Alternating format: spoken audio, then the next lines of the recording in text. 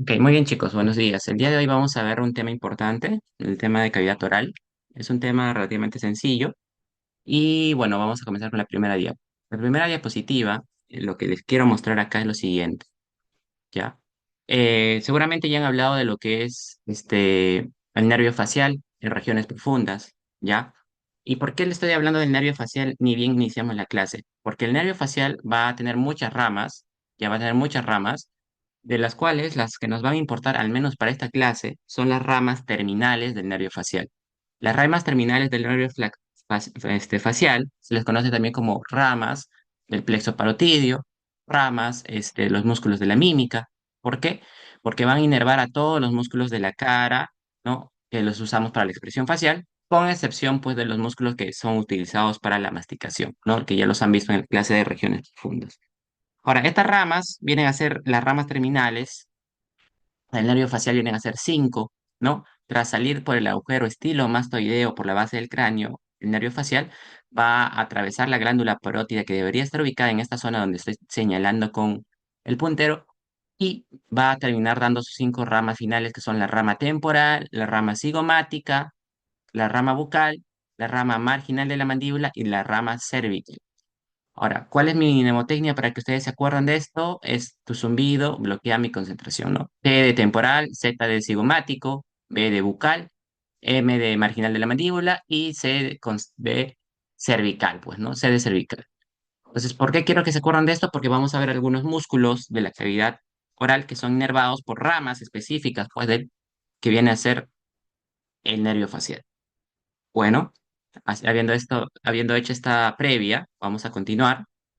Entonces, al estudiar cavidad oral, lo primero que va a saltar a la vista, obviamente, pues vienen a ser los labios, ¿ya? Vienen a ser los labios. Ok, los labios van a, como dice ahí, van a contener al músculo orbicular, ¿ya? Al músculo orbicular de los labios, ¿ya? Al músculo orbicular de los labios. Eh, Son dos pliegues musculofibrosos móviles que van a limitar la abertura, pues, de la boca y van a formar una hendidura vocal. La hendidura vocal va a ser este espacio, obviamente, ya va a ser este espacio. Ese espacio va a ser conocido como la hendidura bucal.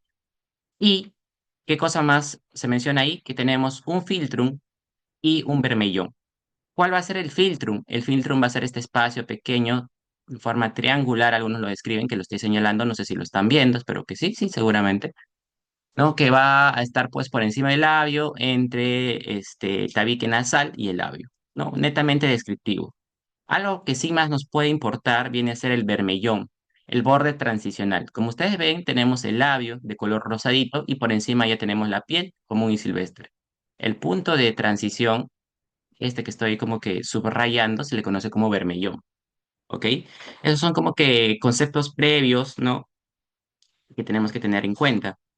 Ahora, el músculo auricular de los labios, ¿ya? El músculo auricular de los labios viene a estar acá, ¿no? Está ubicado pues alrededor, valga la redundancia, de los labios. Ojo que no cubre exactamente pues a los labios. Ahora, ¿dónde se origina? Se origina a nivel de la piel de los labios, va a insertarse tanto en el maxilar, la parte superior, a nivel de la mandíbula, en la parte inferior. ¿Y por quién es inervado? Pues por la rama bucal. La rama bucal del séptimo nervio craneal. El séptimo nervio craneal pues es el nervio facial, ¿no? Que ya lo había mencionado. Básicamente, ¿qué nos permite el músculo auricular de los labios? Plegar los labios, es el movimiento pues de soplar, ¿no? Hacer cuando queremos dar un besito. Básicamente nos sirve para eso. Ahora, ¿qué más vamos a tener en cavidad oral? Primero, la parte externa, ¿no? Labios, la parte externa hacia los lados, vamos a tener las mejillas. Las mejillas, básicamente, pues, van a tener a un músculo también, que viene a ser el músculo bucinador. Bucinador va a tener glándulas bucales, ¿no? Glándulas como la parótida y la bola adiposa de Bichat, ¿no? Seguro que en algún momento ustedes han escuchado las famosas bichectomías, ¿no? Ahorita las vamos a mencionar un poco más. Algo acá que se mencionó, que estoy mencionando, y es importante, es sobre el conducto parotidio. El conducto parotidio, ya que seguro lo han visto ya en en la clase de regiones profundas, también es conocido como conducto de esteno, ¿cierto? Acá está el conducto de esteno o conducto parotidio. ¿Qué hace este conducto parotidio? Me lleva la saliva, perdón, que se produce pues en esta glándula, ¿no? En esta glandulita que estamos teniendo acá. La glándula salival, ¿no? La que estoy subrayando, a través de su conducto esteno o conducto parotídeo me va a llevar la saliva producida en esta glandulita hacia la boca. ¿Y dónde va a desembocar? Es importante, esto lo suelen preguntar, desemboca frente a la segunda corona del molar superior, ¿no? O a la altura del molar superior para simplificar, ¿ya? Es algo que sí, sí lo suelen preguntar. ¿Qué más quiero resaltar de esta diapositiva? Algo así rápido, pues básicamente la famosa bola de Bichat, la famosa bola de Bichat. Como ven, la bola de Bichat la tenemos tanto por encima de, esto vendría a ser pues el hueso cigomático y acá el hueso temporal. Todo esto se llama arco cigomático en conjunto, ¿no? Lo tenemos por encima del arco cigomático, lo tenemos por debajo del arco cigomático, ¿ya? Tanto en esos dos lados tenemos a la bola de Bichat. Ahora, en, ¿por qué es importante esto? Porque muchas personas se hacen las famosas bichectomías, ¿no? Que es disminuir el ancho de la cara. Pero ¿cuál es el problema? Como ustedes pueden ver, al lado o cercanos a la bola de Bichat tenemos varias estructuras, ¿no? Como uno, el conducto de Stenon por acá, ¿no?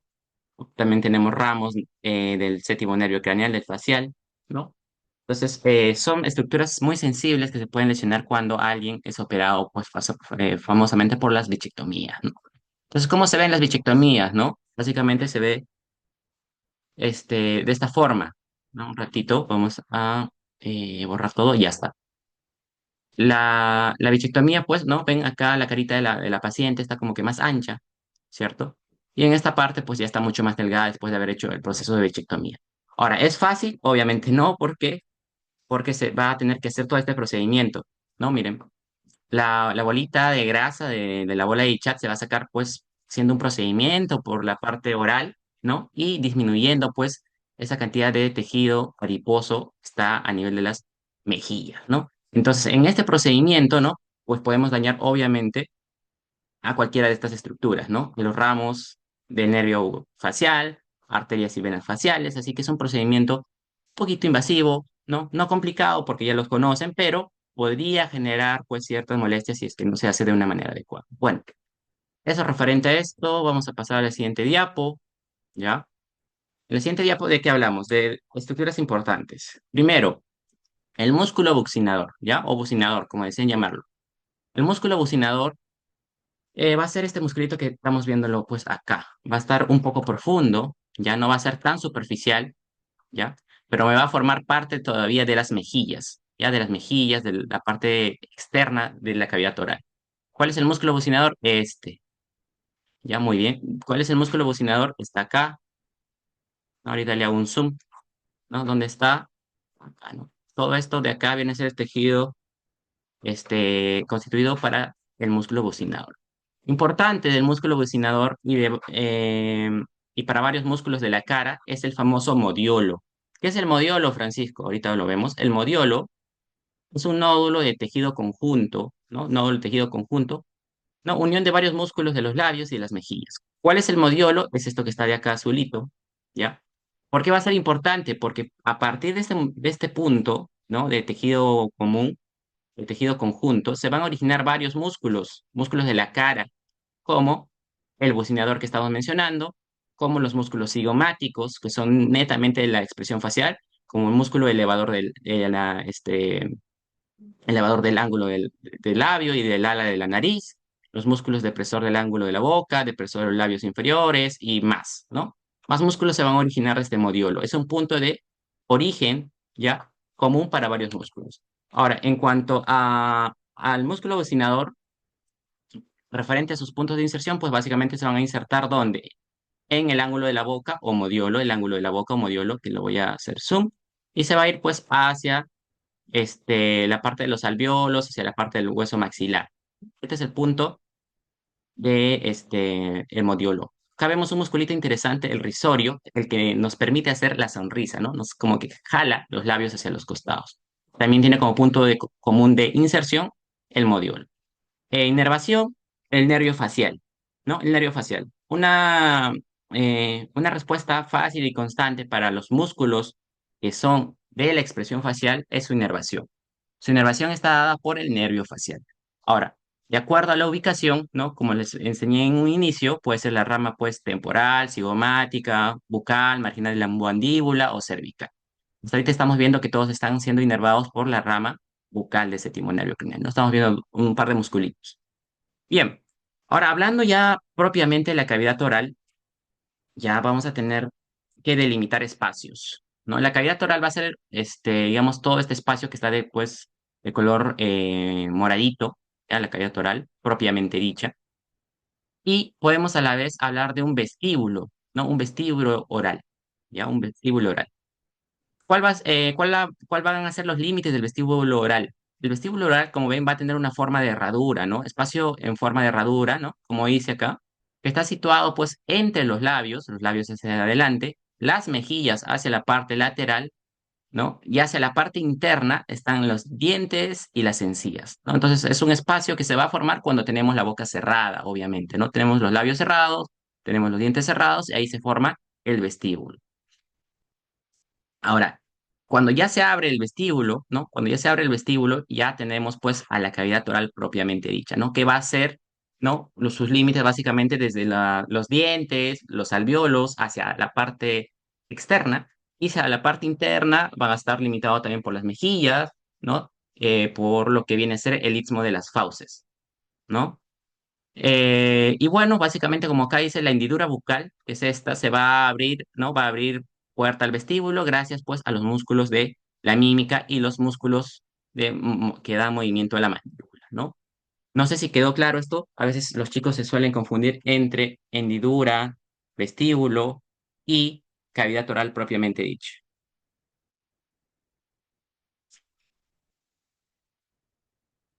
Chicos, ¿están ahí? ¿Se me escuchó? Hola, hola. ¿Alguien?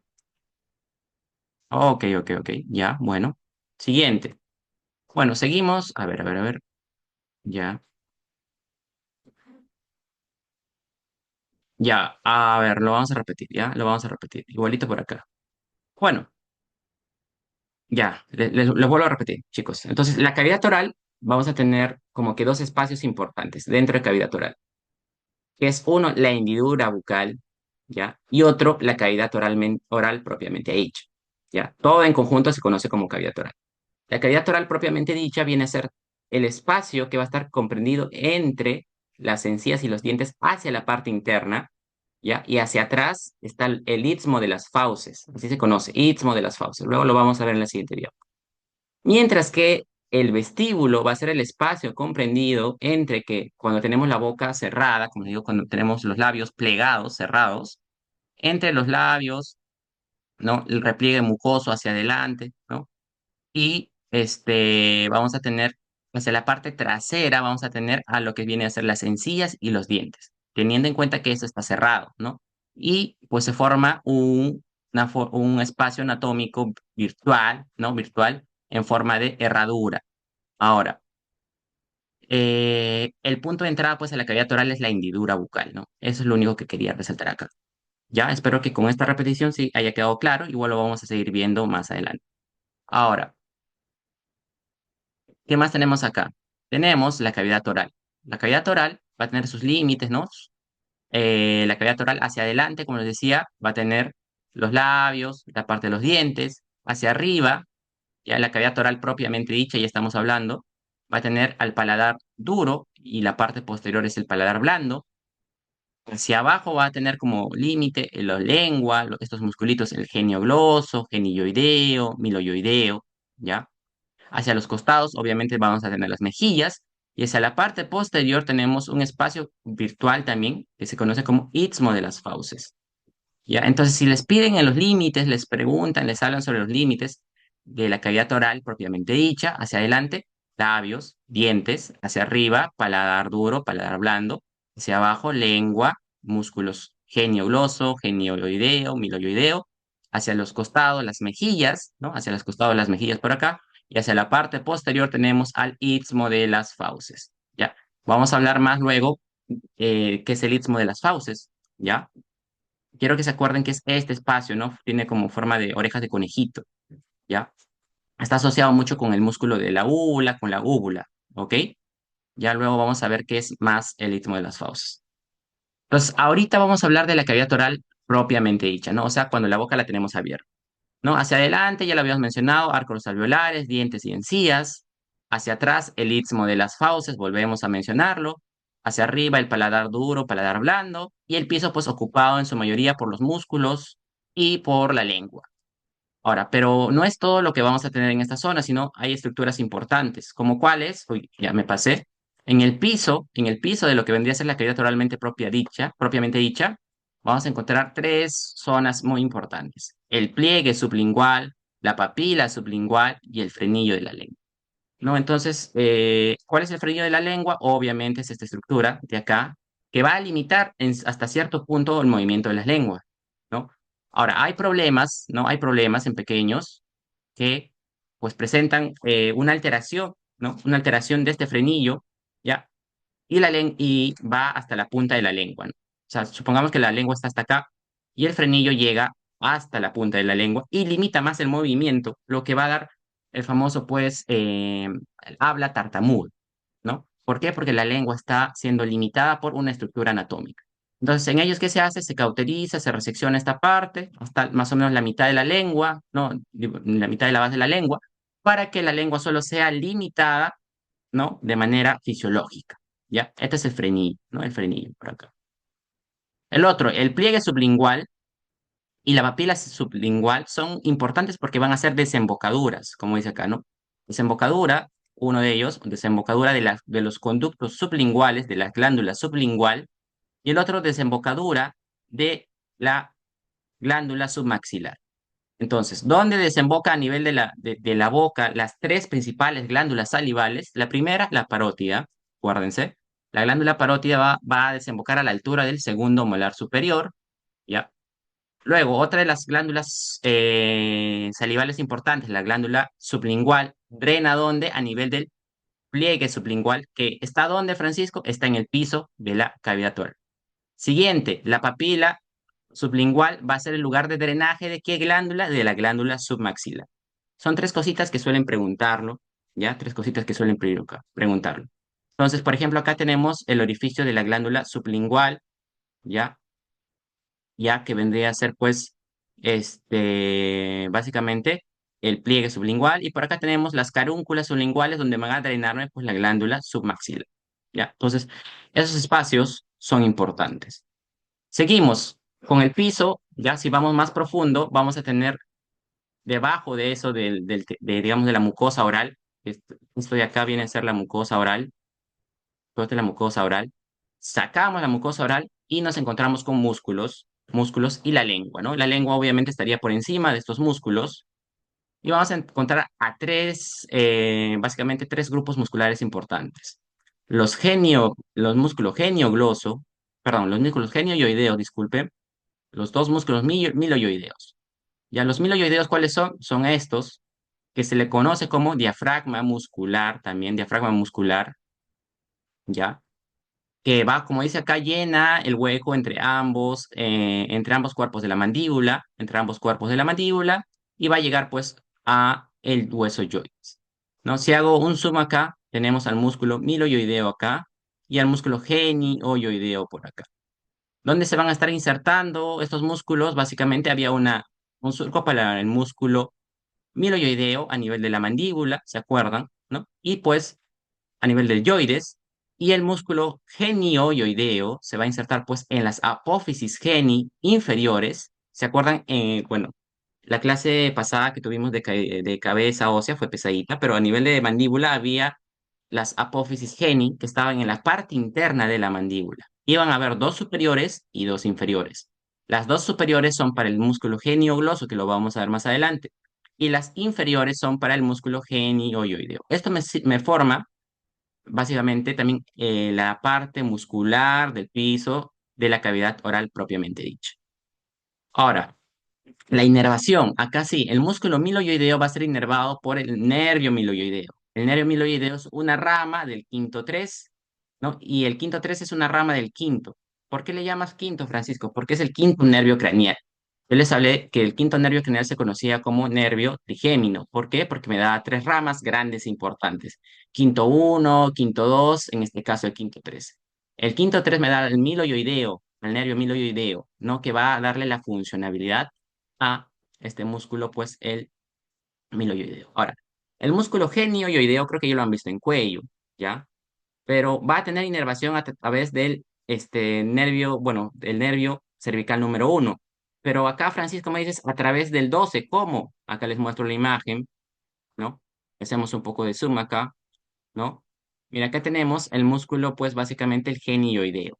Acá tenemos el músculo hipogloso, ¿ya? El hipogloso, el de acá, perdón, que es el nervio canal número 12. Entonces, acá tenemos al nervio cervical número uno. Este nervio cervical número uno, por decirlo así, le encarga unas fibras musculares al nervio hipogloso. ¿Para qué? Para que este nervio llegue, ¿no? Llega este nervio hasta la cavidad oral y pues le dé inervación a este músculo genioideo.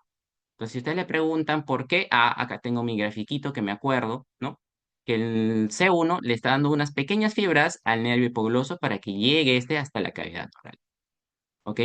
Entonces, eso es lo importante de esta diapo, básicamente recordar qué estructuras van a formar también parte del piso de la cavidad oral. Los músculos, pues, genioideos, los músculos miloioideos, la lengua, ¿no? La inervación suele ser importante. La función suelen preguntarlo poco, pero hay que recordar estas cositas. Ahora, ya hemos visto el piso, hay que ver el techo. Entonces, Francisco, ¿qué es esto? Ya, miren, ¿se acuerdan que les dije que esto estamos viendo pues al hueso, digamos, maxilar desde una vista inferior, hueso maxilar desde una vista inferior? Este hueso maxilar acá se une en la parte posterior con los huesos palatinos, ¿ya? A través de una sutura, ¿no? Y esta sutura se le conoce como sutura cruciforme. Lo había mencionado en la clase anterior previamente, ¿no? Entonces acá tenemos las apófisis palatinas del hueso maxilar. Como les dije, las apófisis eran pequeñas proyecciones óseas que se iban a servir de articulación, básicamente. Entonces, van a tener el nombre del hueso contrario con el que se articula, ¿no? Por ejemplo, tenemos al hueso maxilar, se va a articular con el hueso palatino. ¿Cómo se van a llamar sus apófisis? Apófisis palatinas del maxilar, ¿ok? Y luego acá tenemos pues las láminas horizontales del hueso palatino, que también lo había mencionado en la clase anterior. Ahora, todo esto de acá me corresponde al paladar duro, ¿ya? Paladar duro, ¿por qué? Porque está constituido netamente pues por tejido óseo. Pero también nosotros tenemos un paladar blando, ya que viene a ser el tercio, digamos, el tercio posterior de todo lo que corresponde a el paladar en conjunto. Todo esto es paladar, el paladar superior. Dos tercios constituidos por estos huesitos que estoy mencionando, y el tercio posterior va a estar constituido por básicamente músculos del velo del paladar, músculos del paladar blando, que en total son en conjunto 5 músculos, ¿ya? Entonces, eso básicamente viene a ser el paladar blando. Ahora, acá hay una aponeurosis palatina que va a ser un punto de inserción común para muchos de estos músculos, por eso lo menciono, ¿no? La aponeurosis palatina, pues, básicamente va a estar insertándose acá, ¿no? Acá tenemos los huesos palatinos, esto viene a ser conocido como la espina nasal posterior, y ahí se va a insertar, ¿quién? La aponeurosis palatina. A partir de esta aponeurosis palatina, muchos de estos 5 músculos correspondientes a músculos del velo del paladar se van a originar, ¿ok? Bueno, acá hay algunas cositas. Hay un rafe palatino, que es como que un pliegue mucoso en el medio, y hay pliegues palatinos transversos también, que son básicamente eh, pequeños, digamos, rafes, ¿no? Horizontales de mucosa, ¿no? Que permite que al momento de masticar nosotros, la comidita pues no se vaya, ¿no? No se nos escape, ¿ya? Entonces, importante acordarse los formantes del paladar duro y los formantes del paladar blando. Paladar duro, básicamente los 2 tercios anteriores, y paladar blando, el tercio posterior del techo de la cavidad oral. ¿Ok? ¿Hasta ahí vamos bien, chicos? ¿Alguna pregunta? ¿Alguna duda? Porque la clase en sí no es tan larga. Puedo hacer algunas pausas para hacer algunos énfasis en puntos importantes o repetir algunas cosas.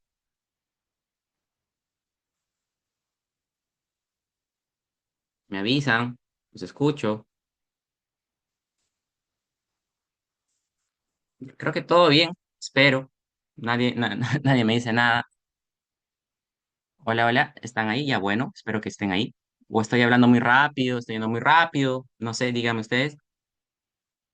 Ok, bueno, bueno, bueno, bueno. Ok, ok. Bueno, tenemos luego acá el paladar blando o velo del paladar, ¿no? Como les decía, el paladar blando o velo del paladar va a estar formado por cinco músculos: el peristafilino externo, peristafilino interno, palato gloso, palato faríngeo y el músculo de la úvula, ¿ya? Y en conjunto a estos cinco se los conoce como músculos del paladar blando, músculos del velo del paladar. Tienen nombres difíciles, Francisco, sí, pero luego vamos a ver sus sinónimos. Siempre tienen muchos sinónimos, ¿no? Entonces, ¿para qué me van a servir estos músculos? Para lo siguiente, ¿no? Si se ve la animación, espero que sí. No, miren, los músculos del velo del paladar o paladar blando son estos musculitos. Vamos a quitar un ratito el puntero, ¿no? Básicamente son forman todo este pliegue, ¿no? Acá abajo tenemos el cartílago epiglótico, que lo han visto en la otra clase. Ahora, los músculos del velo del paladar van a evitar que el bolo alimenticio que nosotros pasamos llegue hacia dónde, hacia la nasofaringe, ¿no? Lo están viendo acá en acción, ¿no? Lo están viendo acá en acción. Cómo baja, ¿no? Cuando el bolo alimenticio va a pasar y cómo sube cuando se necesita, pues, hacer la respiración habitual. Igual el cartílago epiglótico lo estamos viendo acá de manera bonita que está funcionando, ¿no? Para evitar de que el bolo alimenticio vaya a la cavidad respiratoria, ¿no? A la cavidad respiratoria. Ahora, eh, lo siguiente acá, la úvula va a ser esta pequeña estructura. Hacia los costados vamos a tener un pilar anterior, que es este que estoy señalando, hacia ambos lados, pilar anterior. Y la rayita que está por detrás se le conoce como pilar posterior, ¿ya? Pilar posterior, pilar posterior, pilar posterior, ¿ya? Ahora, ¿por qué son importantes el pilar anterior y el pilar posterior del velo del paladar? Porque el espacio que está comprendido entre pilar anterior, que es este, y pilar posterior, que es este, ¿ya? Que podríamos pintarlo así, es el famoso istmo de las fauces que estábamos mencionando hace un rato, ¿no? El istmo de las fauces, todo este espacio, ¿ya? Lo vamos a ir viendo conforme pasamos las diapositivas, ¿ya? Y si tienen alguna duda, pues me la hacen saber, no me la hacen saber, ¿ya? Porque a veces hablar del istmo de las fauces, hablar del músculo de la úvula, confunde, ¿ya? Pero ahorita vamos a verlo. Entonces les decía, los músculos del velo del paladar son en total cinco. Me puedo acordar de él de diferentes formas, ¿ya? Tenemos al peristafilino externo o tensor del velo del paladar. ¿Qué me va a hacer? Me va a tensar el velo del paladar, ¿no? ¿Ya? Tensor del velo del paladar. ¿Cuál es el músculo tensor del velo del paladar? Básicamente, ahorita lo voy a señalar, es este de acá, músculo tensor del velo del paladar, ¿ya? Músculo tensor del velo del paladar. ¿Qué va a hacer? Va a tensar el velo del paladar, valga la redundancia, ¿no? No hay mucho este, no hay mucha vuelta que darle. Y también tenemos al elevador del velo del paladar. El elevador del velo del paladar. ¿Dónde está? Acá está el músculo del elevador del velo del paladar. Estos van a tener como puntos de inserción común básicamente las láminas pterigoideas, ¿se acuerdan? Espero que sí. Las láminas pterigoideas, ¿ya? También tenemos cara inferior del peñasco, del temporal, partes óseas que hemos visto en la clase anterior, ¿ya? Y lo que tenemos que recordar acá también es la inervación, ¿no? Igualito, mire, por ejemplo, de los cinco músculos del velo del paladar, ¿ya? De los cinco músculos, cuatro son inervados por el plexo faríngeo. Creo que lo han visto ya en cuello también el plexo faríngeo. El plexo faríngeo lo da el nervio craneal número 10, ¿no? ¿Cómo se llama el nervio craneal número 10? Se llama como tu amigo, el que no le gusta las clases, el vago, ¿ya? El vago, el nervio craneal vago o cardio-neumogastroentérico, que es su nombre más completo, ¿ya? Entonces, es fácil de recordar la inervación de los músculos del velo y paladar, porque 4 de 5 son inervados por el plexo faríngeo. Ahora, al que me tengo que acordar es al tensor del velo del paladar, por eso siempre lo pongo primero. ¿Por qué? Porque este tiene una inervación diferente, ¿no? El nervio pterigoideo medial, va a inervar pues a el músculo pterigoideo medial, para la redundancia, y también me va a inervar al músculo tensor del velo del paladar. Este nervio pterigoideo medial es una rama del quinto 3, ya les había hablado del quinto 3 hace un rato, y este a su vez, es una rama del nervio craneal número 5. ¿Cómo se llama el nervio craneal número 5? El trigémino, ¿cierto? El trigémino. El trigémino pues me va a dar quinto uno, quinto 2, quinto 3. Y en este caso me importa el quinto 3. ¿Ya? Entonces, estos son dos de los músculos del velo del paladar. ¿Se va a ver en práctica? Sí, se va a ver un poco en práctica también, ¿no? Los puntos de inserción y todo eso. Importante reconocerlos acá primero en el grafiquito. Estamos viendo pues un corte posterior, ¿no? Un corte coronal posterior desde la parte pues la parte posterior, ¿ya? Y estamos viendo acá dos musculitos. Siguiente, músculos del velo del paladar, ¿no? Tenemos al palato gloso o gloso estafilino. Palato gloso o gloso estafilino. Este músculo se origina ¿de dónde? De la paneurosis palatina, ¿no? ¿Se acuerdan que hace un rato les mencioné la paneurosis palatina, que estaba más o menos por acá, estaba más o menos por donde acababa el velo del paladar? Bueno, el paladar duro, perdón. Acá estaba la paneurosis palatina, ¿ya? A partir de este punto se va a originar este músculo palatogloso y se va a ir hacia la lengua, hacia el borde lateral y al paladar, ¿no? ¿Hacia dónde? Hacia el borde lateral de la lengua, ¿no? Borde lateral de la lengua, ¿ya? ¿Por quién es inervado? Por el plexo faringio, ¿ya? Eso no me tengo que olvidar. Y acá lo que sí está resaltado es lo siguiente. También es un músculo extrínseco de la lengua. Cuando vemos cavidad oral, tenemos que recordar tres grupos musculares importantes. Uno de ellos ya lo estamos viendo, músculos del velo del paladar o músculos del paladar blando, que son cinco. Vamos a ver también los músculos extrínsecos de la lengua, que son cuatro. ¿Por qué se llaman extrínsecos? Porque se originan desde un punto distal y se van a la lengua, extrínsecos. Ahora, luego también tenemos cuatro músculos que son intrínsecos de la lengua. ¿Por qué se llaman intrínsecos de la lengua, Francisco? Porque se originan en la lengua y terminan dentro de la lengua. ¿Cuántos son? Son cuatro. ¿Ya? Entonces, acá lo fácil, por decirlo así, es que el palato gloso es un músculo del velo del paladar y a su vez es un músculo extrínseco de la lengua. Ah, entonces un músculo menos que aprender, ¿no? Un músculo menos que aprender. ¿Ya? Eh, ¿Qué más estoy mencionando acá? Que el pilar anterior, ¿ya? Lo cual vamos a ir viendo después, está formado por el palato gloso. Ya quiero que se acuerden, pilar anterior del velo del paladar, palato gloso. Ya, el pilar posterior está formado por el palato faríngeo, que es otro músculo del velo del paladar. Ya que lo vamos a ver acá, ¿no? Tenemos al palato faríngeo o faringo estafilino, que es otro nombre, un poquito pesado, ¿ya?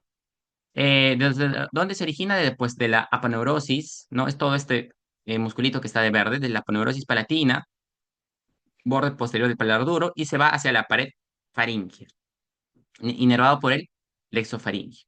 Este musculito palatofaringio me va a formar el pilar posterior, que lo vamos a ver luego en la siguiente diapositiva.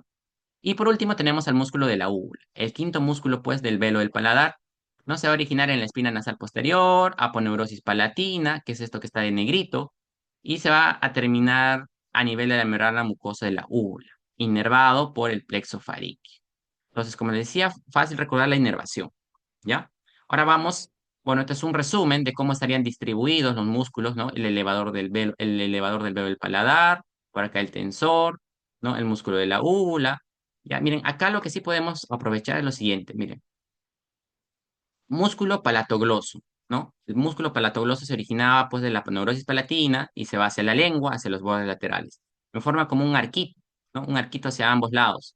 Esto se le conoce como pilar anterior del velo del paladar. Luego, por detrás teníamos al músculo palatofaringio, ya el palatofaringio este que estoy señalando ahorita, ya me va a formar también otro arquito porque se va desde la aponeurosis palatina hacia pues la pared faríngea. Se le conoce como pilar posterior. Este espacio que me forma el pilar anterior y el pilar posterior se conoce como istmo de las fauces, ¿ya? Otro dato, entre el pilar anterior y el pilar posterior vamos a encontrar una amígdala palatina, ¿bien? Acá también encontraríamos otra, ¿ok? En la siguiente diapo vamos a ver lo mismo, ¿no? El pilar anterior, arco palatogloso, ¿no? Está formado por el músculo palatogloso, ¿ya? Que está de color rojo. ¿Cómo me acuerdo cuál es el pilar anterior, Francisco? Acuérdense, ¿qué está primero, la lengua o la faringe? La lengua, ¿cierto? Entonces, palato gloso y luego palato faringio, que viene a ser lo de moradito, lo de moradito. Entonces, este es el pilar anterior, este es el pilar posterior del velo del paladar.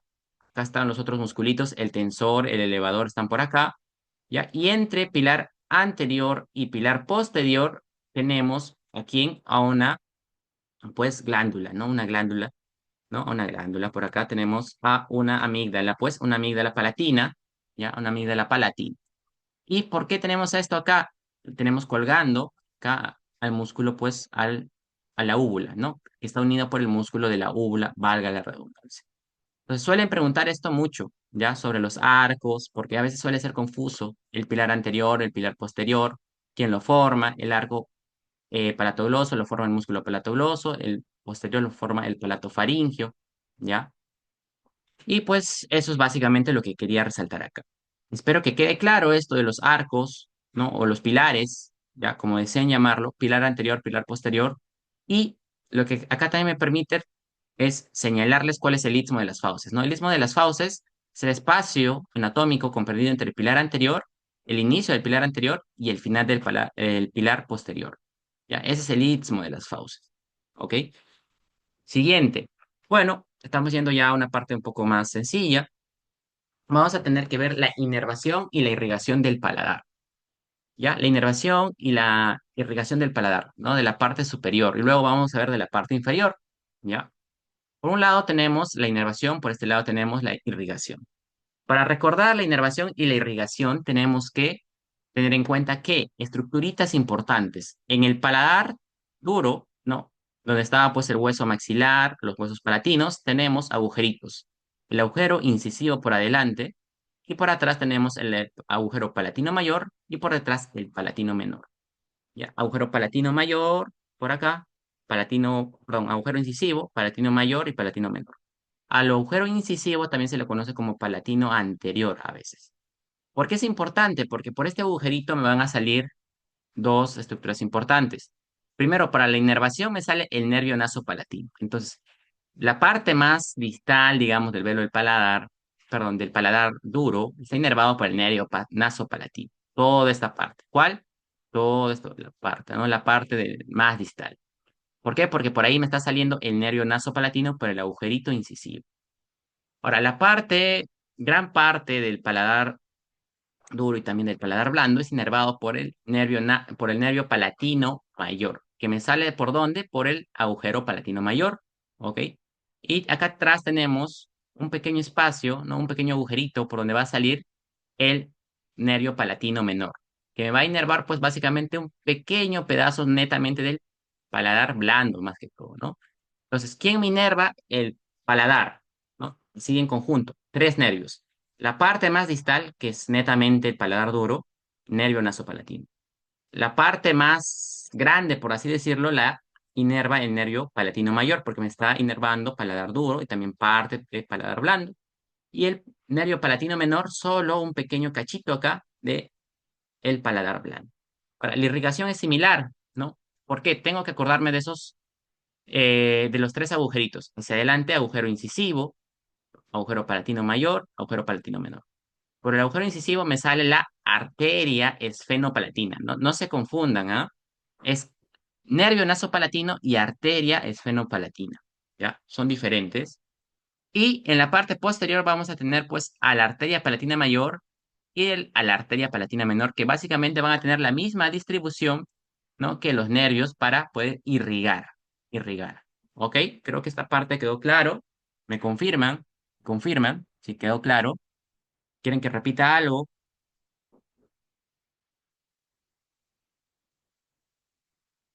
Los leo.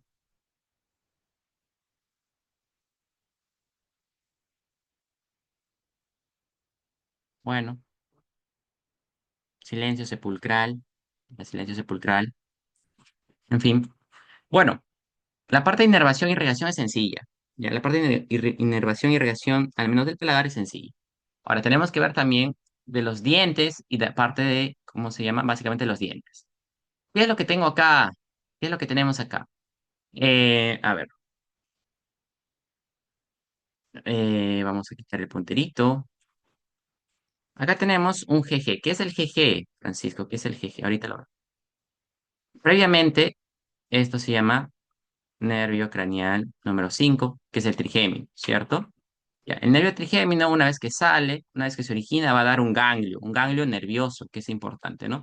Como ya habrán visto en lo que es cabeza, cuello, los ganglios nerviosos son muy importantes porque van a llevar información o van a recibir información de tipo parasimpática, simpática, que van a dar funcionabilidad a ciertas estructuras, ¿ok? Entonces, acá tenemos el ganglio de Gasser, que es el GG, ¿no? El ganglio de Gasser es el ganglio del nervio craneal número 5, ¿no? A partir del ganglio luego se divide en quinto uno, quinto 2 y quinto 3 el nervio craneal número 5. Entonces, acá el que me importa básicamente para hablar de los dientes son el quinto 2 y el quinto 3. ¿Por qué? Porque la arcada superior de los dientes va a estar inervado por quién, ¿no? Por los nervios alveolares, alveolar anterosuperior, alveolar anteromedio o superior medio, perdón, y al nervio alveolar superior. A mí me preguntaron, me acuerdo hasta ahorita, en mi examen práctico, al nervio alveolar superior. ¿Ya? Me preguntaban estructura e inervación, ¿no? Sí se ve en los preparados, ¿ya? Así que ténganlo en cuenta. ¿De quiénes son ramas estos nervios alveolares? Tanto el antero superior, el superior medio y el póstero superior. Son ramas del quinto 2. ¿Cómo se llama el quinto 2? Se llama maxilar, ¿ya? Ahora, es mucho más fácil la inervación de los dientes en la parte inferior, ¿no? En la parte mandibular. ¿Por qué? Porque está dado básicamente por nervio dentario o alveolar inferior, que es rama del quinto 3. ¿Cómo se llama el nervio, la ramita quinto 3? Se llama nervio mandibular. Entonces, este nervio mandibular me origina al nervio dentario o alveolar inferior, que va a ingresar por el agujero dentario o agujero mandibular, va a recorrer todo ese agujero mandibular, ¿ya? Dando pues inervación básicamente a los dientes y va a terminar saliendo por un agujerito que tenemos en la parte de la mandíbula, que es el agujerito mentoniano. Sale hacia afuera para dar la inervación sensitiva, también el nervio mentoniano, ¿no? Una vez que sale por este agujerito que está acá, que lo voy a ampliar, este es el agujerito mentoniano, ya este nervio dentario o alveolar inferior ya no se llama dentario o alveolar inferior, sino se llama mentoniano, una vez que sale por este agujerito. Ahora, los tipos de dientes, bueno, básicamente los incisivos, que tienen la funcionalidad de cortar, los caninos, que son conocidos como los colmillos para desgarrar, los premolares, que solo tienen dos cabecitas, y los molares, que tienen de 3 a 5 cúspides o cabezas. ¿Ok? Importante. Ahora, otra cosita que se les puede preguntar, los nervios alveolares, estos en conjunto, se les conoce como plexo dentario superior. ¿Ya se acuerdan del plexo braquial, plexo lumbar? Hace un ratito mencionamos otro plexo, plexo faríngeo. A esos tres también se les puede conocer como plexo dentario. Plexo dentario, solo a estos tres. Entonces, es importante acá recordar ramas de quiénes son. Creo que está sencillo. El quinto 2 me da tres ramitas y el quinto 3 me da solo una rama. El nervio dentario o alveolar inferior. ¿Ok? Si quieren que repita algo, me lo dicen, chicos. Estamos yendo bien. Bueno, ahora la inervación ya tanto de la parte superior como de la parte inferior, sí es un poquito más específica, más detallada, si tenemos esta forma, ¿no? En la parte superior teníamos pues a los palatinos mayor, al palatino menor que estaba por acá, ¿no? En la parte inferior vamos a tener la participación, ¿no? Miren, esta es la parte de la inervación de los dientes y esta es la parte de la inervación de las encías. ¿Ok? Una cosa es dientes y otra cosa es las encías y parte de lo que es un poquito el paladar, ¿no? Por ejemplo, para las encías participan el nervio lingual, que es rama del quinto 3, el nervio bucal, rama del quinto 3, nervio mentoniano, que lo estaba mencionando hace un ratito. En cambio, para los dientes, en la parte inferior, ¿quién? Tronco principal del nervio alveolar inferior, ¿no?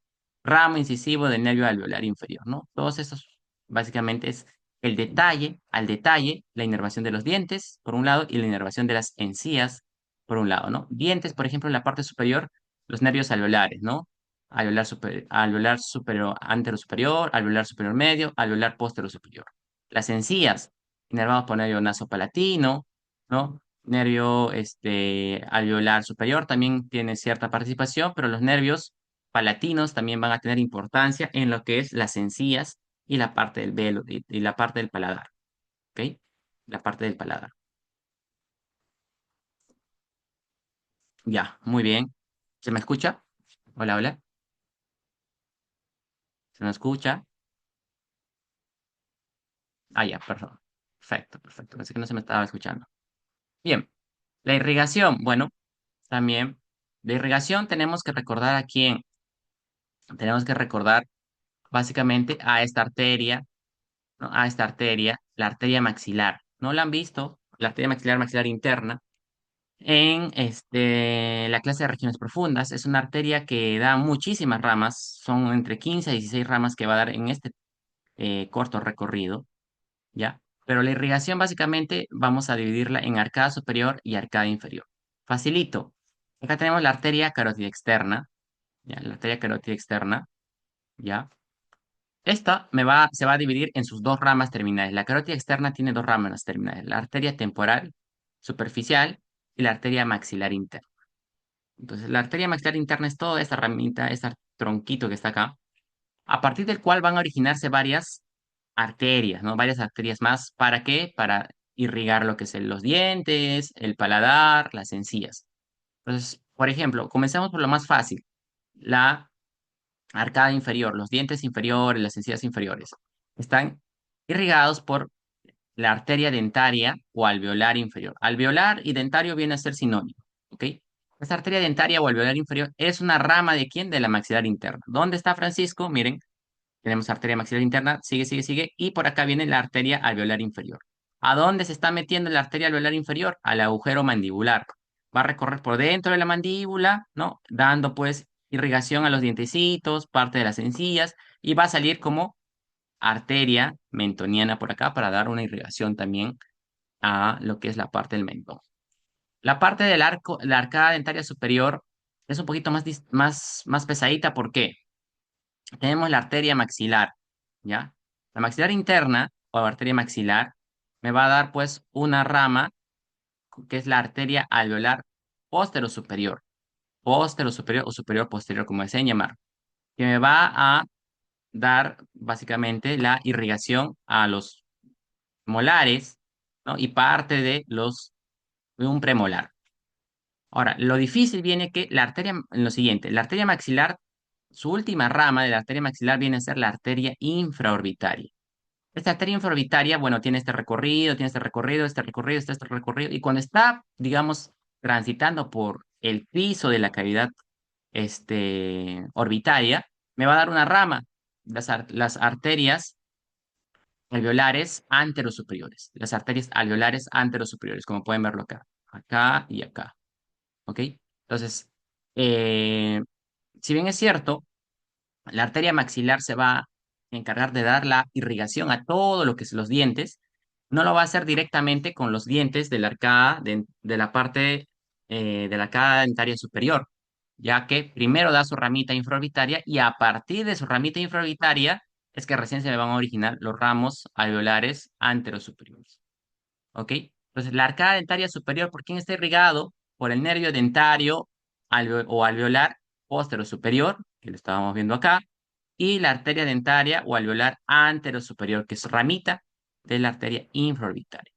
Puede ser pesado, yo sé, pero es de esa forma, ¿ya? Acuérdense mucho de la arteria maxilar, maxilar interna, que me da 15, 16 ramas acá, ¿ok? Bueno, el drenaje básicamente va a estar a cargo de quién? De las venas satélites, como en algún momento yo se los dije a algunos chicos en práctica. Toda arteria tiene venas satélites. ¿Qué son las venas satélites? Supongamos que esto, espero que se vea, que no se vea tan blurreado, es una arteria, ¿no? Va en el medio y al costado tiene sus dos venas satélites. Espero que estén viendo mi mano. ¿Ya? Entonces, es de esa forma que se van a presentar siempre las venas. Van en número de dos, acompañando siempre a su arteria. Y se les conoce venas satélites. Entonces, si yo les hubiera puesto otra diapositiva, hubiera sido más pesado, ¿no? Entonces, me tengo que acordar básicamente la vena dentaria o alveolar posterior superior, vena dentaria antero superior, la vena dentaria alveolar o alveolar inferior, nada más, ¿ya? Con esos nombrecitos. Ahora, vamos a lo que es lengua, que es ya la parte final importante, porque de eso también salen ciertas preguntas, ¿ya? La lengua va a tener, ¿qué cosa? Una parte, pues, bueno, un tercio posterior que va a estar constituido básicamente por lo que es pilar anterior, pilar posterior, la amígdala palatina y las famosas valléculas o base de la lengua. Eso es, digamos, la parte posterior de la lengua. También se le conoce como parte fija, ¿ya? Parte fija, una parte que no se va a mover tanto, o parte vertical, ¿ya? Luego tenemos dos tercios anteriores de la lengua. Los dos tercios anteriores de la lengua, básicamente va a ser esa lengüita que nosotros sacamos, movemos, sí. ¿A partir de qué parte se consideran los dos tercios anteriores de la lengua? A partir de las papilas circunvaladas. A partir de las papilas circunvaladas en adelante, vamos a tener a los dos tercios anteriores de la lengua. Acá vamos a encontrar un montón de pilas gustativas, las foliadas, las fungiformes, las filiformes, entre otras. Y esta porción de la lengua se le conoce como porción horizontal o porción móvil de la lengua. ¿Por qué va a ser importante hacer esta diferenciación, Francisco? Porque va a tener que ver mucho con la inervación. Y la inervación de lengua es algo que sí o sí tienen que manejar, chicos, porque es algo muy importante y algo que suelen preguntarlo y es un concepto general muy importante. Entonces, repasamos, parte posterior de la lengua, básicamente formado por el pilar anterior, pilar posterior, la amígdala palatina y las valléculas, ¿no? O base de la lengua. Es una parte fija, básicamente, conocida como parte vertical. La parte de los dos tercios anteriores, parte móvil, ¿no? Es a partir desde las pilas circunvaladas en adelante, ¿ok? Y va a ser, pues, donde encontramos a las glándulas salivales principalmente, la parte móvil. Muy bien, entonces vamos. Bueno, acá tenemos las diferentes papilas gustativas, ¿no? Las filiformes, que son las más delgadas, más numerosas, están básicamente en el dorso bucal, me permiten percibir el ácido, el agrio y sobre todo el salado. Las filiformes, bueno, acá tenemos la animación, luego le pongo. Luego tenemos las fungiformes que contienen botones gustativos. Estas son muy importantes porque son una de las pocas papilas gustativas que tienen botones gustativos. Están la mayoría en la punta y en el borde, en la puntita y en el borde, y van a percibir el dulce. Las circunvaladas o caliciformes que me forman la V lengual, la V lengual atrás, que me limita pues el tercio posterior y los dos tercios anteriores de la lengua. Son entre 3 a 14 como dice acá. Y por último, las foliadas, que son inconstantes y está en la parte posterior del borde, ¿no? Lengual y me perciben el sabor humano. Entonces, si distribuimos los sabores, tendría más o menos esta distribución, ¿no? El dulce principalmente percibido en la lengua, el salado en la parte del borde, ¿no? En los costados, el ácido, el agrio, en la parte más posterior de la lengua, el amargo cerca a las papilas circunvaladas, ¿no? Porque acá se percibe el amargo, y el umami, pues, en el dorso, ¿no? En la parte, pues, posterior, digamos, de la lengua, ¿no? El umami. El umami que es un sabor, pues, diferente, ¿no? Por llamarlo así. Muy bien. Ahora, hablemos de los músculos ya de la lengua para ir acabando. Les dije que íbamos a ver dos grupos musculares importantes de la lengua, músculos intrínsecos y músculos extrínsecos de la lengua. Los músculos intrínsecos y extrínsecos de la lengua también tienen una facilidad. ¿Cuál es la facilidad, Francisco? La inervación. ¿Por qué? Porque todos van a ser inervados por el nervio craneal número 12, ¿ya? Tantos músculos intrínsecos como los músculos extrínsecos que vamos a ver. Ahora, ¿cuál es el nervio craneal número 12? Se llama el hipogloso, porque tiene que ver todo, está muy asociado a lo que es la lengua, ¿no? Gloso, el sufijo gloso siempre se asocia a lengua. Ahora, ¿qué músculos intrínsecos vamos a tener? Vamos a tener el longitudinal superior, que va a ir desde la punta de la lengua hasta la parte de la base de la lengua, longitudinal superior. Luego tenemos a los verticales, vamos a hacer una ampliación de diapositiva, a los verticales, ¿ya? Y los que están yendo en contraparte de los verticales se conoce como transversos. Y por último, más abajo de los verticales y transversos tenemos al longitudinal inferior. Este, al igual que el longitudinal superior, va a ir desde la punta hasta la base de la lengua, hasta la parte posterior. ¿No? Acá también tenemos un septum, ¿no? Un tabique que va a dividirme la lengua. Y acá igualito, ¿no? Longitudinal superior, ¿no? Esto que parece un cuadriculado, vienen a ser los verticales, los transversos y por debajo el longitudinal inferior. ¿Ok? Esos son los músculos intrínsecos, perdón, de la lengua. ¿Por qué intrínsecos, Francisco? Se originan y terminan en la lengua. ¿Ya? ¿Qué es lo que tengo que aprender acá? Básicamente las funciones, ¿no? porque las inserciones son sencillas, ¿no? En la lengua, la inervación sencilla, hipogloso. La función es así, la tenemos que aprender, ¿no? Por ejemplo, acorta la lengua, dobla la punta y los lados en longitudinal superior. No, la mayoría se asocia a cortar, ¿no? A cortar la lengua y alargarla, básicamente, ¿no? Hay que aprenderlo, eso lo dejo en el cuadrito. Ahora vamos a ver a los músculos extrínsecos. Ya los músculos extrínsecos también les dije que eran en número de cuatro. ¿Cuál me falta acá? Me falta uno que ya lo hemos visto hace un rato, que es el músculo, acá lo voy a poner. Lo hemos visto como dentro de los músculos del velo del paladar, el palato gloso. ¿Para qué tenía que acordarme del palato gloso? Que este tenía inervación diferente, ¿no? Nervio craneal número 10 a través del plexo faríngeo, ¿cierto? Este es el único diferente, por llamarlo así.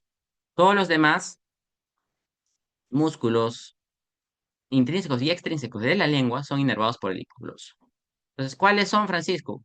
Son el genio gloso, el estilo gloso, el iogloso y el palato gloso. Tiene que ver todo con gloso, ¿ya? Pero como ven, tienen un prefijo diferente porque se van a originar desde otro lado. Por ejemplo, el palato gloso, ¿por qué se llama palato gloso? Porque vas desde el paladar hasta la lengua, ¿no? Acá tenemos al músculo palato gloso. El genio gloso por abajo, vamos a acercar la pantalla. El genio gloso, ¿por qué se llama genio gloso? Porque va desde las apófisis geni, ¿ya? Hasta la lengua, genio gloso. El estilo gloso, ¿por qué? Porque va desde el apófisis estiloides, que lo hemos visto en algún momento en lo que es cráneo, apófisis estiloides hasta la lengua.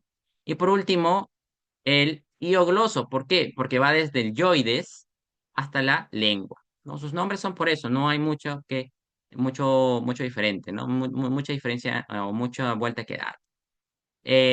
Lo que hay que aprender acá, más que las inserciones, porque las inserciones salen por el nombre, básicamente es la función, ¿no? Depresor, protrusor, retractor y elevación de la lengua, retractor, depresor de la lengua, ¿no?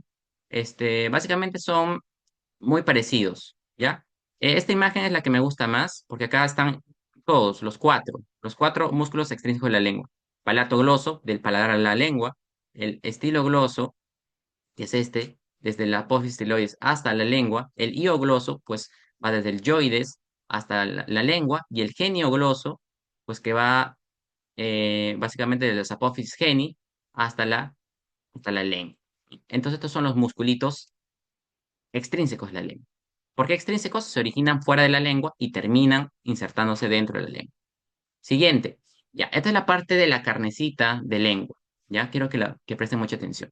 He dividido en dos para ver inervación sensitiva general y inervación sensitiva especial. ¿Por qué se llama sensitiva especial? Porque esta es la que nos va a permitir percibir los sabores. A percibir los sabores. Y la sensitiva general, pues es básicamente dolor, temperatura, presión y demás. ¿Ok? Básicamente la base y el tercio posterior de la lengua, tanto en la inervación sensitiva general como en la sensitiva especial, va a ser dada de la misma forma, ¿no? La base, ¿no? Que es las bayéculas, como le dije hace un ratito, va a ser inervado básicamente ¿por quién? Por el nervio laringio superior, ¿no? O laringio interno. Nervio laringio superior o laringio interno, ¿no? ¿A través de quién? Es una rama básicamente del nervio craneal número 10. El nervio craneal número 10 me inerva la base de la lengua a través de esta ramita, ¿ya? Entonces, nervio craneal número 10 por acá. El tercio posterior de la lengua es inervado por el nervio craneal número 9, ¿no? Porque me va a dar una rama lingual. Nervio número 9, que es el nervio glosofaringio, el nervio glosofaringio me va a dar una ramita que se llama lingual, que me va a inervar este tercio posterior de la lengua, tanto sensitiva, de manera sensitiva general, perdón, como especial. Ahora, el meollo del asunto viene acá, en los dos tercios anteriores. Los dos tercios anteriores de la lengua ya va a ser inervados por diferentes nervios, básicamente. Los dos tercios anteriores, la inervación sensitiva general va a estar dada por el nervio lingual. Ahora, mientras que los dos tercios anteriores de la lengua, la inervación sensitiva especial, la que nos permite sentir los sabores, está inervado por el nervio cuerda del tímpano. El nervio cuerda del tímpano es un nervio, una ramita del nervio canal número 7 del facial. ya del facial, ya. ¿Por qué del facial, Francisco? No, el facial no solo me inervaba los músculos de la cara, no. El facial, cuando vean neuroanatomía, van a ver que tiene cuatro núcleos. Un núcleo, pues, sensitivo general, un núcleo sensitivo especial, que es para la sensibilidad especial de la lengua, un núcleo motor, ¿no? Y demás, ¿no? Entonces, son varios núcleos que me van a originar, que se van a originar, pues, en el nervio facial y me van a terminar dando diferentes ramas, diferentes funciones. ¿Ok? Ahora, pero ¿cómo llega este nervio cuerda del tímpano, ¿no? Desde el nervio facial hasta la lengua, Francisco. Viene de esta forma, ¿no? Acá por eso lo tengo. Miren, tenemos el nervio cuerda del tímpano procedente del nervio canal número 7 que está llegando a la lengua. Uy, se le acabó la distancia al nervio canal número 7 ya no llega.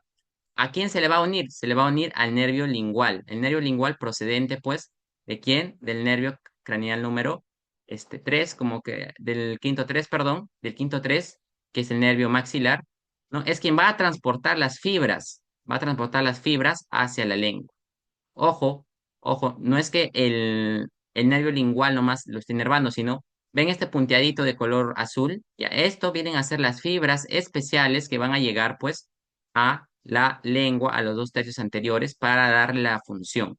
Ahora, si nosotros cortáramos, hiciéramos un corte acá, en este punto, el nervio lingual sigue llegando, ¿no? Sigue llegando a la lengua, pero no vamos a poder percibir el sabor, ¿no? En los dos tercios anteriores de la lengua. Ya, a veces ponen los casitos clínicos así, ¿ah? Les paciente, ¿no? Se secció tras operación de la bola de Bichat, ¿no? Presenta una lesión en el nervio, pues, cuerda del tímpano, ¿no? ¿Qué porción de la lengua no va a tener sensibilidad? Entonces la respuesta es dos tercios anteriores de la lengua, ¿no? ¿Por qué? Porque eso está dado gracias al nervio cuerda del tímpano, el nervio cuerda del tímpano. ¿Ya? Lo vuelvo a ampliar acá. El nervio cuerda del tímpano no es que llegue directamente a la lengua, sino el nervio cuerda del tímpano se va a unir al nervio lingual. ¿Por qué? Porque el nervio lingual va a llegar hasta la parte más distal, hasta el punto más recóndito de la lengua, ¿no? Para darle la inervación. ¿Ya? Entonces, ahora sí, chicos, por favor, ¿se entendió? Porque esta es la parte más importante que, si no me han entendido nada de la clase, si dicen qué aburrido la clase, Francisco, pero quiero que se lleven al menos esto. Si se llevan esta parte de sensibilidad especial y general, me siento feliz, porque es lo más importante que tienen que saber de repente entre toda la clase. Ya, espero que por ahí esté claro. Ya, excelente. Muy bien. Acá tenemos otra imagen, ¿no? Otra imagen, donde está, pues, básicamente, miren, acá está el nervio facial. Ya quiero que se centren solo en las cositas que está. El nervio facial, por acá, ¿no? El nervio facial va a tener un ganglio. Cada nervio craneal básicamente tiene ganglios especiales, ¿ok? Entonces, esta primera codito, por decirlo así, o esta primera forma circular, es gracias a que acá se forma el ganglio geniculado del nervio facial. Entonces, el nervio facial acá tiene su ganglio geniculado, continúa su recorrido, y acá me da el nervio cuerda del tímpano. ¿Por qué se va a llamar nervio cuerda del tímpano? Porque va a transcurrir por dentro de la caja timpánica, ¿ya? La caja timpánica, que lo van a ver en oído, ¿ya? Por ahí va a traspasar este nervio cuerda del tímpano. Va a pasar, no va a dar ninguna inervación ahí especial. Va a seguir su recorrido y va a llegarme pues a la cavidad oral, ¿no? Y va a llegarme al nervio lingual para unirse a este y llegar a los dos tercios anteriores, ¿no? Ahora, ¿qué hay con el nervio lingual? ¿No? Les dije acá que teníamos esto gruesito viene a ser el nervio craneal número 5, el trigémino. ¿Por qué se llama trigémino? Porque básicamente me da tres hermanos, por decirlo así, tres grandes ramas. El nervio quinto 1, que es el oftálmico, el quinto 2, que es el maxilar, y el quinto 3, que es el mandibular, ¿no? Entonces, acá tenemos que el quinto 3 ya que es el mandibular, va a estar saliendo pues por el agujero de la base del cráneo. ¿Por qué agujerito me salía el quinto 3? Básicamente me sale por el agujero oval, ya el quinto 3, ¿ya? Y va a dar muchas ramas, el quinto 3 tiene también como 16 18 ramas, ¿ya? Lo cual no lo voy a mencionar obviamente porque no va al caso, pero la que me importa en este caso es el nervio lingual, que es una de sus últimas ramas casi. Este nervio lingual, pues bueno, va a transitar, va a entrar dentro de lo que es el músculo pues palatogloso, ¿no? Y pues acá se va a unir con el nervio cuerda del tímpano y va a darme la inervación sensitiva general a los dos tercios anteriores de la lengua, ¿ya? Entonces, eso es lo que quiero que se lleven. Acá, bueno, también se está mencionando la glándula parótida, ¿no? Esta es una imagen mucho más compleja, ¿no? En la cual se habla de la inervación parasimpática y simpática, tanto de la glándula parótida, perdón, de la glándula mandibular y de la sublingual. Pero no es algo digamos, con lo que quiero confundir más. Con lo que quiero que se vayan es con esto, con esta imagen de acá, que lo comprendan, y pues acá una imagen más grande, ¿no? Ya para ir terminando, la lengua va a tener una irrigación y un drenaje. La irrigación de la lengua va a ser procedente a partir de quién? Va a ser procedente pues a partir de la arteria carótida externa. La arteria carótida externa lo hemos visto hace un rato, ¿no? Les dije que la carótida externa me da una rama terminal que es la temporal superficial y otra rama que era la maxilar interna, ¿cierto? Ahora, acá la que me importa, la ramita procedente de la carótida externa es pues la arteria lingual. Es una gran arteria que va a salir directamente de la carótida, ¿ya? Y me va a dar ramas, ¿no? Me va a dar sus ramitas que son las arterias dorsales de la lengua, ¿no? Como dice su nombre, va a ir al dorso de la lengua, o sea, hacia la parte superior, dorsal de la lengua. Y también se va a convertir, va a seguir su recorrido la arteria y va a volverse profunda y se va a llamar como arteria sublingual para inervar o irrigar, perdón, todas las estructuras sublinguales, como la glándula sublingual, el genio gloso, ¿ya? Demás. Ahora, esta arteria, digamos, lingual, se va a hacer profunda y va a incluso conocerse como arteria profunda de la lengua, que va a traspasar, ¿no? Digamos, la cavidad oral, el piso de la cavidad oral, propiamente dicha, y va a llegarme hasta la punta de la lengua. Todos son procedentes de quién? De la arteria lingual. Solo que hay algunas ramitas que se van hacia la parte del dorso, son conocidas como dorsales de la lengua, la que se va por debajo de digamos, del piso, ¿no? Es las arterias sublingual, y la que va a la parte profunda de la lengua, como dice su nombre, arteria profunda de la lengua. Ahora, en cuanto a las venas, es un poquito, sí, importante acá mencionar que hay una vena ranina, ¿ya? Hay una vena ranina. ¿Ya? La sangre va a regresar por las mismas venas, ¿no? Del mismo nombre, ¿no? Vena sublingual, vena dorsal de la lengua, vena profunda de la lengua, ¿no? Pero, ¿no? Vena lingual profunda, ¿no? Vena sublingual, ¿ya? Y vamos a tener acá la fusión, ¿ya? Hay una vena importante, que es la vena ranina, que es la fusión de la vena profunda de la lengua más la vena sublingual. Vena profunda de la lengua, ¿ya? Más la vena sublingual, acá me forman pues lo que vendría a ser la vena ranina. Es una vena que tiene un trayecto muy cortito. Y lo interesante de esta vena es que eh, al inicio va a ser acompañado por el nervio hipogloso, ¿ya? Una vez que se divide en vena sublingual y en vena profunda de la lengua, el nervio hipogloso, no es iogloso, es hipogloso. El nervio hipogloso va a ser acompañado siempre pues de la vena lingual profunda. ¿Ya? Es su acompañante.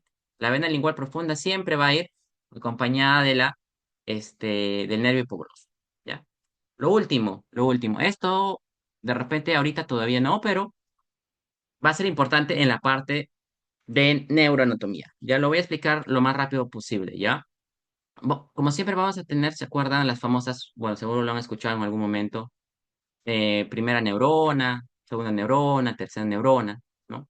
Es como nosotros reconocemos los sabores, ¿no? Es como desde la lengua va hasta el cerebro y en qué glándulas o en qué lugar se hace, digamos, el cambio de información, ¿no? Sensitiva a información, pues, cognitiva que nosotros tenemos. Por ejemplo, nosotros vamos a tener, en este caso, en la vía de sensibilidad gustativa, tres puntos de sinapsis importantes, ¿ya? La primera sinapsis o la primera neurona van a estar en diferentes ganglios. ¿Por qué? Porque recuerden que a la lengua le inervan, ¿quién? De manera sensitiva especial. Tres nervios, ¿cierto? Hacia adelante, dos tercios anteriores, nervio, cuerda del tímpano. La parte posterior, ¿por quién? Por el nervio glosofaringio, y la parte del istmo, perdón, el base de la lengua, que es las bayéculas, va a estar dada por el nervio vago, ¿ok? Por el nervio vago. Entonces son tres nervios que van a intervenir en este tipo de inervación especial.